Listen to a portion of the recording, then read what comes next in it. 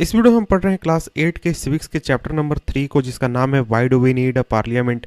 और यह video number 2 इस चैप्टर का। इसके पहले जो वीडियो किया है मैंने इस चैप्टर के ऊपर, तो अगर आप उस वीडियो को देखना चाहते हैं तो नीचे डिस्क्रिप्शन में जाएं, जहां पर लिंक है जिससे आप उस वीडियो को देख सकते हैं।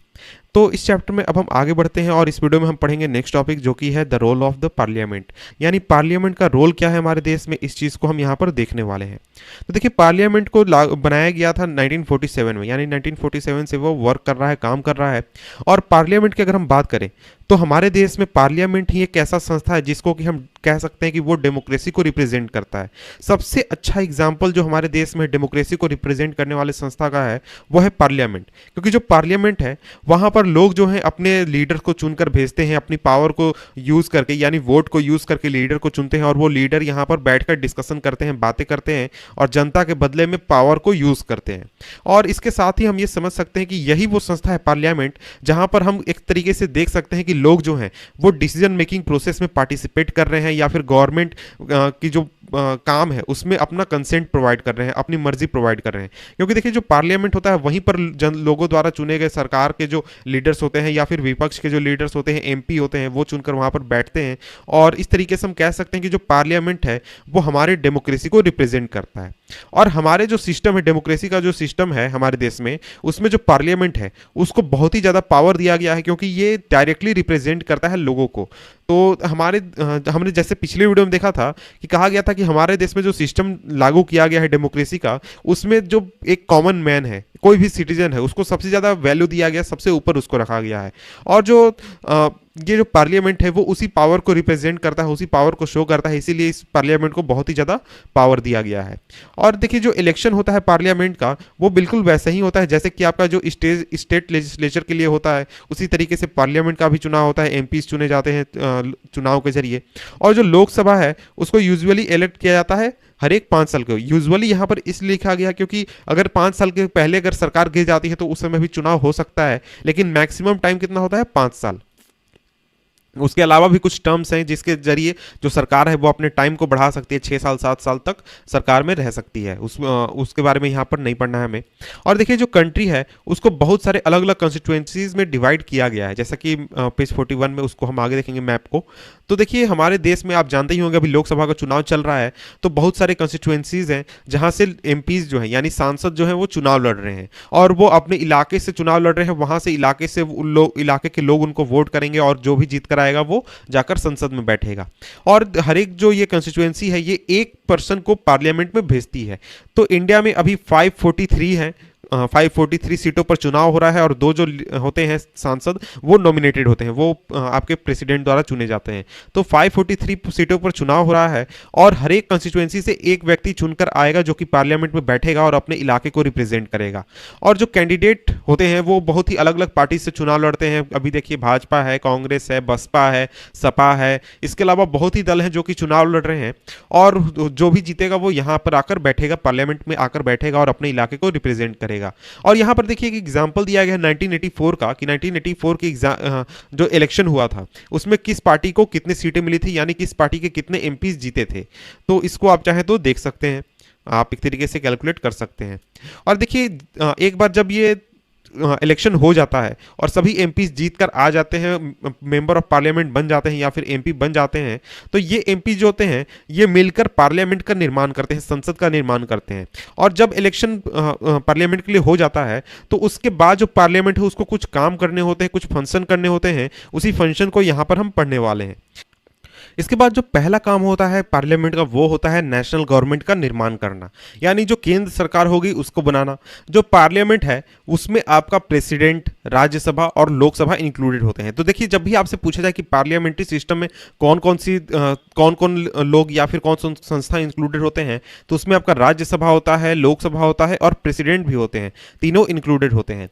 और जब लोकसभा का इलेक्शन हो जाता है उसके बाद एक लिस्ट तैयार की जाती है कि किस पार्टी से कितने एमपी जीते गए हैं। और जो भी पॉलिटिकल पार्टी गवर्नमेंट निर्माण करेगी उसके लिए एक चीज कंपलसरी है कि उसको 272 सीटें होनी चाहिए, यानी कि 543 जो सीटें चुनाव लड़कर आया है उससे आधा से ज़्यादा, और 2 जो होते हैं वो नॉमिनेटेड होते हैं, वो अलग से होते हैं।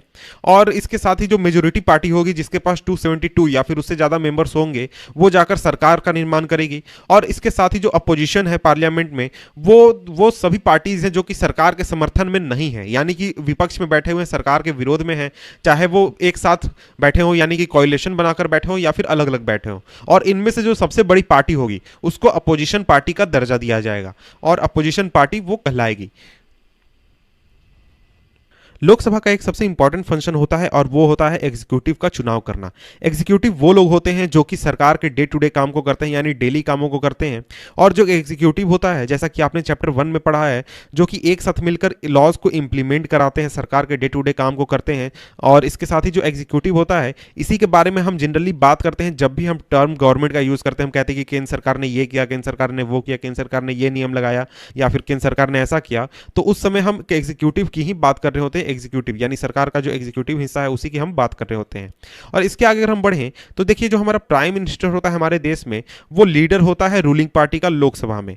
और जो एमपीज होते हैं जो कि उसके पार्टी से बिलोंग करते हैं, जो प्राइम मिनिस्टर होता है वो उन लोगों में से यानी उसकी पार्टी के एमपीज में से कुछ लोगों को चुनता है और उनको मिनिस्टर्स बनाता है, जो कि उन जो सरकार है उसके डिसीजंस को इंप्लीमेंट करा सके। और ये जो मिनिस्टर्स होते हैं ये अलग अलग चीज़ों के काम को देखते हैं, जैसे कि कुछ मिनिस्टर्स आप देखते होंगे कि कुछ डिफेंस मिनिस्टर हो गए, कोई हो गया फाइनेंस मिनिस्टर, कोई हो गया एजुकेशन मिनिस्टर, कोई हो गया हेल्थ मिनिस्टर, कोई हो गया आपको दूसरे किसी चीज़ का मिनिस्टर। इस तरीके से जो ये लोग होते हैं ये सरकार के अलग अलग इलाके के काम को देखते हैं, अलग अलग डिपार्टमेंट्स को देखते हैं और उस काम को कंप्लीट कराते हैं।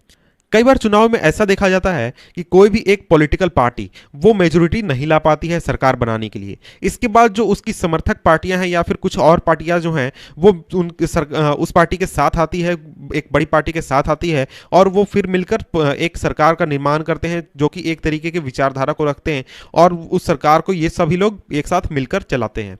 इसके बाद जो राज्यसभा है वो मेनली आपको जो भारत के राज्य हैं जैसे कि यूपी हो गया, एमपी हो गया, पंजाब, गुजरात, झारखंड, बिहार, इन सभी राज्यों को रिप्रेजेंट करता है पार्लियामेंट में। और जो राज्यसभा है वो किसी भी लेजिस्लेशन को इनिशिएट कर सकता है, और किसी भी रूल को अगर हम लॉ बनाना चाहते हैं, किसी भी नए ऑर्डर को लॉ बनाना चाहते हैं, तो उसके लिए हमें राज्यसभा की मंजूरी जरूरी होती है, राज्यसभा से उसको पास करवाना जरूरी होता है। और इस तरीके से हम समझ सकते हैं कि जो राज्यसभा है उसका काफ़ी इंपॉर्टेंट रोल है किसी भी रूल को इंप्लीमेंट करने में या फिर रिव्यू करने में या फिर उसको अल्टर करने में, अगर उसको चेंज करने की ज़रूरत है। और इसके साथ ही जो ये राज्यसभा होता है इसका चुनाव होता है आपको जो विधानसभा है राज्यों के उसके द्वारा, यानी लेजिस्लेटिव असेंबली जो है विधानसभा और विधान परिषद के द्वारा। और इसके साथ ही 233 मेंबर्स हैं आपके राज्यसभा में, और करीब 12 मेंबर्स हैं नॉमिनेटेड जो कि प्रेसिडेंट द्वारा नॉमिनेट किए जाते हैं। इसके बाद देखिए अगला जो फंक्शन यहाँ पर बताया गया है पार्लियामेंट का वो है to control, guide and inform the government, यानी सरकार पर नजर रखना, सरकार को कंट्रोल करना, सरकार को गाइड करना, इस तरीके के काम करना, ये भी हमारा जो पार्लियामेंट है वो करता है। तो देखिए जब पार्लियामेंट सेशन में होता है, यानी कि जो मेंबर्स हैं पार्लियामेंट के वो एक साथ बैठकर मीटिंग कर रहे होते हैं, उसमें सबसे पहले क्वेश्चन आवर आता है। और इस समय जो मेंबर्स ऑफ पार्लियामेंट्स होते हैं वो आपके क्वेश्चन पूछते हैं, और वो किसी भी टॉपिक पर क्वेश्चन पूछ सकते हैं सरकार से कि सरकार इस टॉपिक पर क्या काम कर रही है, इस टॉपिक पर क्या काम कर रही है, इस तरीके के क्वेश्चन वो पूछ सकते हैं।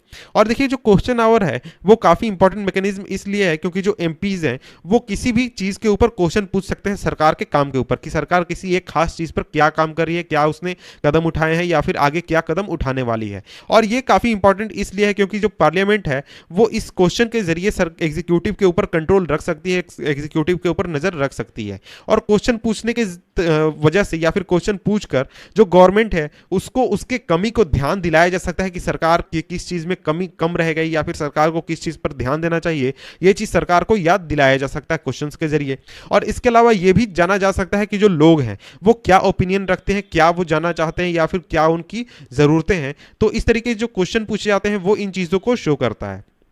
और ये जो क्वेश्चन पूछने का काम है ये काफ़ी क्रूशियल टास्क है एमपीज के लिए, क्योंकि सरकार के ऊपर वो कंट्रोल रख सकते हैं या फिर जो अपने इलाके के जो लोग हैं उनकी ज़रूरतों की जो बातें हैं वो पार्लियामेंट के सामने रख सकते हैं। और जो अपोजिशन पार्टीज़ हैं वो काफ़ी क्रिटिकल रोल अदा करती हैं फंक्शनिंग को, डेमोक्रेसी को अच्छी तरीके से फंक्शन करने में, क्योंकि जो अपोजिशन पार्टीज़ हैं वो सरकार के जो ड्रॉबैक्स हैं उसको दिखाती हैं, और इसके साथ ही सरकार की जो पॉलिसीज़ हैं या फिर प्रोग्राम्स हैं जो कि सही से काम नहीं कर रही है या फिर गलत पॉलिसीज़ हैं उसको लाइमलाइट में लाती हैं या फिर लोगों के सामने लाती हैं और इस चीज़ को एक तरीके से सरकार के ऊपर नज़र रखती हैं।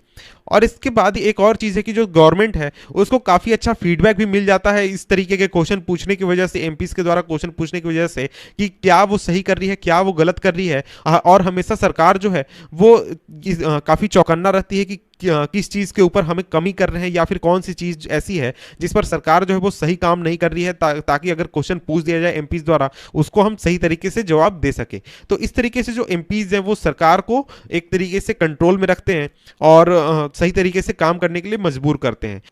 और इसके साथ ही फाइनेंस से रिलेटेड जितने भी मैटर्स हैं उसमें पार्लियामेंट का अप्रूवल काफ़ी ज़्यादा जरूरी होता है। यानी जैसे पैसे का कुछ अगर डील करना है या फिर पैसे का काम करना है या फिर कोई मनी बिल लाना है तो उसके लिए पार्लियामेंट का अप्रूवल काफ़ी ज़्यादा जरूरी है। तो ये सारे तरीके हैं जिसके जरिए जो पार्लियामेंट है वो सरकार को कंट्रोल करती है, गाइड करती है, इन्फॉर्म करती है या फिर सरकार पर नज़र रखती है। और जो एमपीज हैं जो कि रिप्रेजेंट करते हैं अपने इलाके के लोगों को, उनका काफ़ी इसमें सेंट्रल रोल होता है सरकार को कंट्रोल करने में, गाइड करने में, इन्फॉर्म करने में कि सरकार क्या गलत काम कर रही है, क्या सही काम कर रही है और किस चीज़ पर उसको ध्यान देना चाहिए। और जो एमपीज है वो काफ़ी इंपॉर्टेंस रखते हैं इंडियन डेमोक्रेसी के सही तरीके से फंक्शन करने में, तो इसलिए जो एमपीज है वो काफ़ी इंपॉर्टेंट हो जाते हैं। इसके बाद थर्ड आपका आ जाता है लॉ मेकिंग, यानी जो आपका पार्लियामेंट है वो लॉ मेकिंग का भी काम करती है, जो कि उसका काफ़ी इंपॉर्टेंट फंक्शन है। इस चीज़ के बारे में हम नेक्स्ट चैप्टर में पढ़ने वाले हैं, तो इसको हम पढ़ेंगे नेक्स्ट चैप्टर में। तो इसके बाद हमारा नेक्स्ट टॉपिक इसी में आ जाता है, वो है who are the people in parliament, यानी पार्लियामेंट में बैठने वाले लोग आखिर हैं कौन। तो देखिए आज हम देखें तो पिछले जो 70 साल गुजरे हैं उसमें जो पार्लियामेंट है उसमें काफ़ी ज़्यादा चेंजेस आए हैं और अब जो बहुत ही अलग अलग बैकग्राउंड के लोग अब पार्लियामेंट में पहुंच रहे हैं। फॉर एग्जाम्पल शुरुआत में ऐसा था कि लोग जो थे काफ़ी एजुकेटेड लोग, काफ़ी ऊंची क्लास के लोग जो थे वो पार्लियामेंट में पहुंचते थे, लेकिन अब अगर हम बात करें तो अब बहुत ही अलग अलग सोसाइटीज से लोग जो हैं वो वहां पर पहुंच रहे हैं, पार्लियामेंट में पहुंच रहे हैं, या फिर जो गांव के लोग हैं वो पार्लियामेंट में पहुंच रहे हैं, या फिर बहुत ही रीजनल पार्टीज के लोग जो हैं वो पार्लियामेंट में पहुंच रहे हैं। और इसके अलावा बहुत ही ऐसे सोसाइटीज जो कि अभी तक अनरिप्रेजेंटेड रहे थे या फिर उनका कोई लीडर पार्लियामेंट में नहीं पहुंचा था, वो भी अब धीरे धीरे पार्लियामेंट की ओर रुख कर रहे हैं और उनके भी लीडर अब पार्लियामेंट में पहुंच रहे हैं। और इसके अलावा बहुत ही ये चीज भी देखा गया है कि जो दलित हैं या फिर जो बैकवर्ड कास्ट हैं या फिर जो माइनॉरिटीज हैं उनका भी पॉलिटिकल पार्टिसिपेशन जो है वो काफी ज्यादा बढ़ा है। और इसके बाद अगर हम देखें यहाँ पर टेबल को देखते हैं तो इसमें हम देख सकते हैं कि किस साल में कितना ज़्यादा वोटिंग परसेंटेज हमारा हुआ है। तो फर्स्ट में हमारा 44%, फोर्थ में 61%, फिफ्थ 55 और 2004 में 58%। तो इस तरीके से हम देख सकते हैं कि जो हमारा वोटिंग परसेंटेज है वो लगातार बढ़ रहा है, कुछ एक साल में कम हुआ है। और इस तरीके से जो हमारा डेमोक्रेसी है वो धीरे धीरे काफ़ी ज़्यादा पहले से मजबूत हो रहा है। लेकिन हमें एक चीज़ ध्यान में रखनी चाहिए कि जो हमारा डेमोक्रेसी है उसमें हम सही तरीके से सोसाइटी का रिफ्लेक्शन नहीं ला सकते हैं, एकदम परफेक्ट रिफ्लेक्शन नहीं ला सकते हैं। इसका क्या मतलब हो? इसका मतलब ये हुआ कि मान लीजिए सोसाइटी में माइनॉरिटीज़ हैं, दलित्स हैं, उनका जितना रिप्रेजेंटेशन होना चाहिए उतना जरूरी नहीं है कि रिप्रेजेंटेशन पार्लियामेंट में हो। इसलिए उसके लिए भी कुछ खास व्यवस्था किया गया है और उस खास व्यवस्था में आपका सबसे अच्छा एग्जाम्पल है वो है रिजर्वेशन, कि जो पार्लियामेंट है वहां पर जो एससीज हैं या फिर एसटीज हैं उनके लिए सीटों को रिजर्व कर दिया गया है। और ऐसा इसलिए किया गया है कि जो अलग अलग कंस्टिट्यूएंसीज हैं वहां के जो दलित हैं या फिर आदिवासीज हैं वो खुद को पार्लियामेंट में रिप्रेजेंट कर सकें और पार्लियामेंट की जो फंक्शनिंग है और भी जो चीजें हैं उससे खुद को फैमिलियर कर सकें। तो इस तरीके से जो हमारा डेमोक्रेसी है उसमें सभी लोगों को बराबर का रिप्रेजेंटेशन दिया गया है। और इसी तरीके से आजकल ये भी सजेस्ट किया जा रहा है कि जो महिलाएं हैं उनके लिए भी सीटों का रिजर्वेशन होना चाहिए ताकि उनका भी जो रिप्रेजेंटेशन है पार्लियामेंट में वो भी काफी ज्यादा बढ़े। और ये जो इश्यू है ये अभी भी काफी ज्यादा डिबेट किया जा रहा है, क्योंकि देखिए 60 ईयर्स हो गए, यानी आज से करीब 60 साल पहले जो एमपीज की संख्या थी महिला एमपीज की वो थी 4% और आज ये है 9%। तो इस तरीके से हम देखते हैं कि जो हमारा इंक्रीज है वो बहुत ही कम रहा है, बहुत ही हल्का इंक्रीज रहा है। और ये जो स्मॉल शेयर है ये आपको काफी नहीं है जब हम देखते हैं कि जो महिलाओं का जो पॉपुलेशन है वो पूरे हमारे इंडिया में 50%, यानी आधी पॉपुलेशन जो है वो महिला है और उसके हिसाब से जो हमारा रिप्रेजेंटेशन है महिलाओं का वो काफी कम है। इसी तरीके के इश्यूज की वजह से जो देश है उसमें जो लोग हैं वो बहुत ही अलग अलग तरीके के क्वेश्चंस पूछते हैं जिनके जवाब अभी तक सामने नहीं आए हैं या फिर उनके जवाब काफ़ी डिफिकल्ट हैं। और इन सभी क्वेश्चंस को पूछने के बाद हम खुद से ये सोचते हैं कि क्या हमारा डेमोक्रेटिक सिस्टम सही तरीके से लोगों को रिप्रेजेंट कर रहा है, सही तरीके से सोसाइटीज़ को रिप्रेजेंट कर रहा है। और देखिए यहाँ पर हमें इससे निराश नहीं होना चाहिए, हमें बल्कि ये सोचना चाहिए कि जब हम इस तरीके के क्वेश्चन को पूछ रहे हैं और हम कई बार इनको सुधारने के लिए या फिर इसको ठीक करने के लिए काम कर रहे हैं तो ये जो चीज़ है, ये जो तरीका है इसमें हम आगे बढ़ रहे हैं, यानी आगे चलकर हमारा जो डेमोक्रेसी है वो मजबूत होगा, सभी सोसाइटी आगे चलकर सही तरीके से उनका रिप्रेजेंटेशन होगा। और ये चीज़ ये भी दिखाता है कि जो लोग हैं इंडिया के जो नागरिक हैं उनका डेमोक्रेटिक फॉर्म ऑफ गवर्नमेंट में काफ़ी ज़्यादा विश्वास है, उसमें वो काफ़ी ज़्यादा विश्वास करते हैं और ये चीज़ डेमोक्रेसी के लिए काफ़ी ज़्यादा अच्छा है। और यहाँ पर हमारा ये जो चैप्टर है ये खत्म